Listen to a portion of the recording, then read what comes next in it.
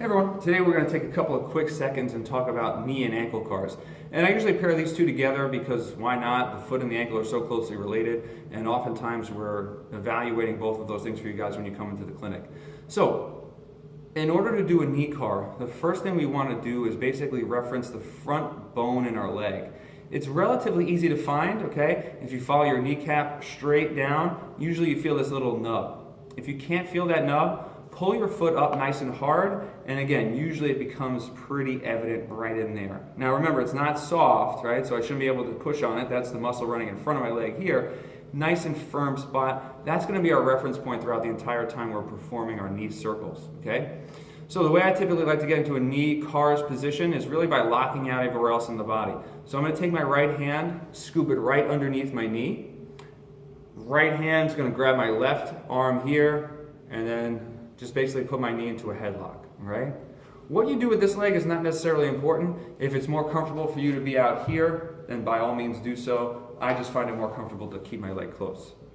Now, once we get into our set position here, one thing I often recommend doing is first, just try to establish, can you move that area of the bone in the knee which we're referencing, okay? So notice here I have my ankle locked out because I don't want to cheat or compensate by doing motions like this, okay? So I don't want to break the arc or angle I have down here because I want all the motion to come through the lower half of the leg.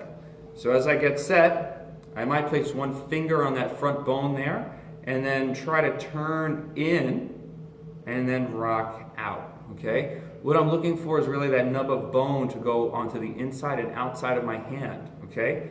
If that's not happening, don't worry about it. We probably talked about this in the clinic. It's going to take some time, and we have to work on this and practice this because this is a really important motion to maintain knee health. So once we kind of get the rock back and forth, okay, we'll pick a direction. Let's say this time it's in, and we're going to hold that tension there. From there, I usually have people lean back, establish some more tension through the arms, and then we're going to lift and kick up as high as we can. Once we get there, we're going to turn that foot out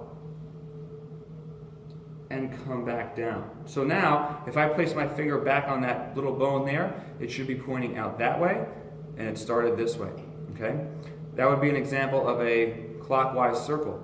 If we go the opposite way, same thing, leaning back, kick all the way up, turn in, and now fall down. Now once I get up down to here, that bone in my knee should be pointing this way. And that's knee CARS.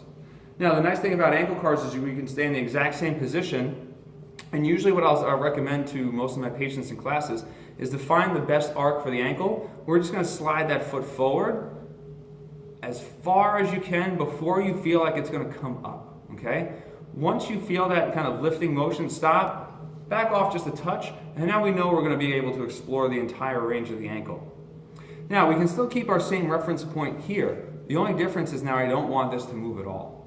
So we're going to think about maintaining tension down the foot. I'm going to start by just gas pedaling right down to the floor. My foot's already in that position, nice and easy, and then I can start my circle right from there.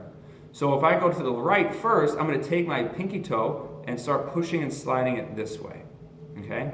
And I'm going to go as far as I can. Now, I should start to feel lots of buildup in these muscles around the ankle. I don't want to have any pain, and I don't want you guys to experience any of your symptoms that you might be coming in for, okay? How much tension? Same thing as before, 10, 20%.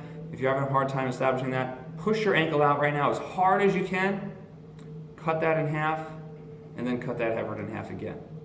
Once you set that, that's the tension you're going to maintain. We're going to lift that ankle all the way up, okay? I'm going to transfer that tension right to the front of my ankle here, and pull the toe across, okay? Now that tension's going to the inside of my ankle, and then I'm going to bring that down into a gas pedal position, press down now into the floor again, and go this way.